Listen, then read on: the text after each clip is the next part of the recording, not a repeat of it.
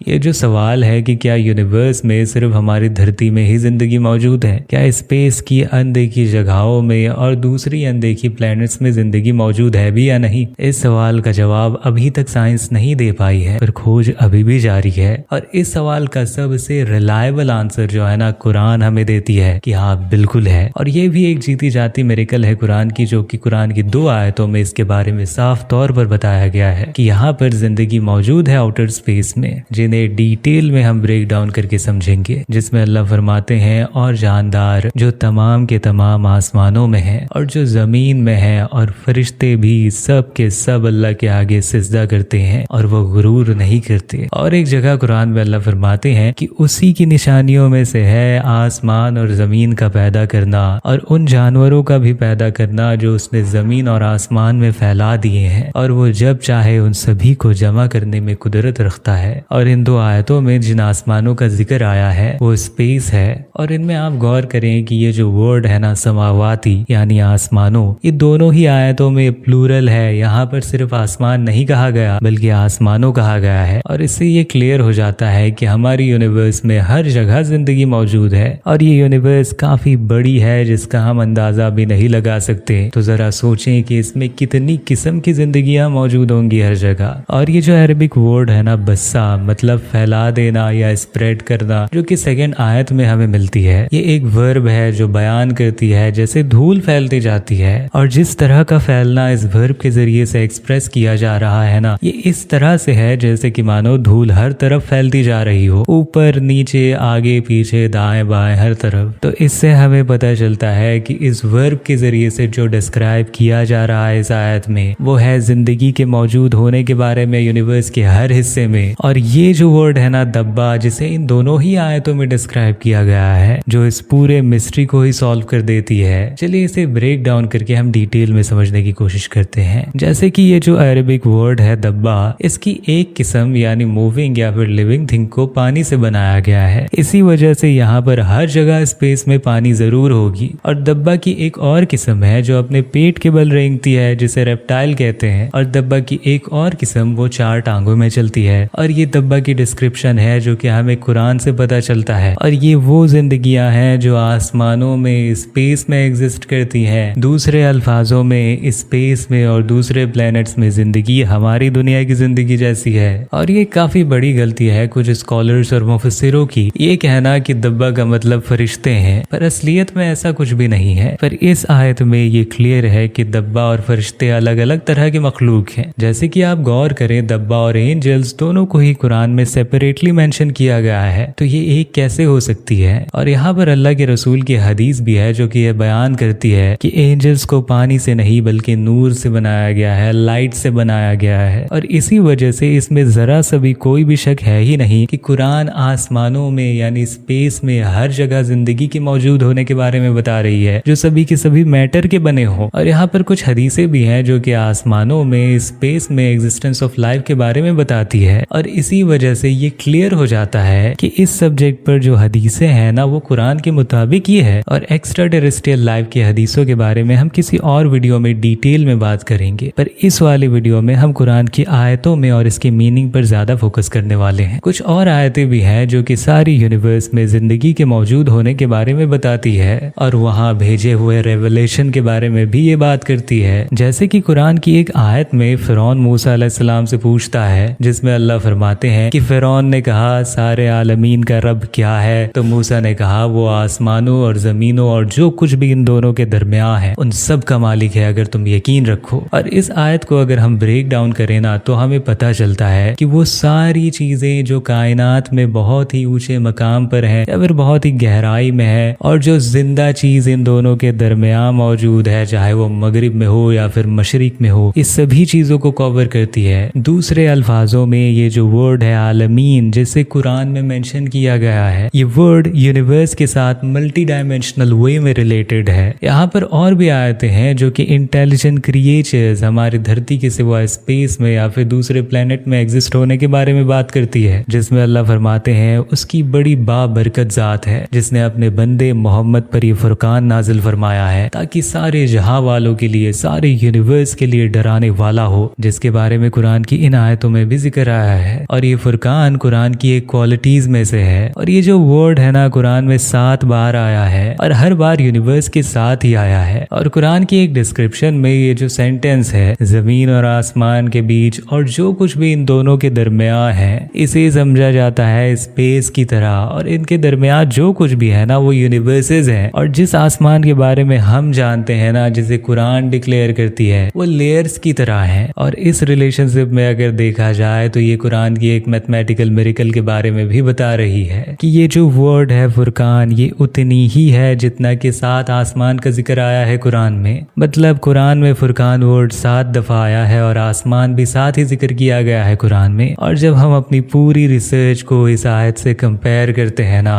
तो ये हमें बताती है कि फुरकान को आसमान के 7 लेयर्स में भेजा गया है। और फुरकान की हर आसमान में भेजने की वजह यही है कि वहाँ जिंदगी मौजूद है।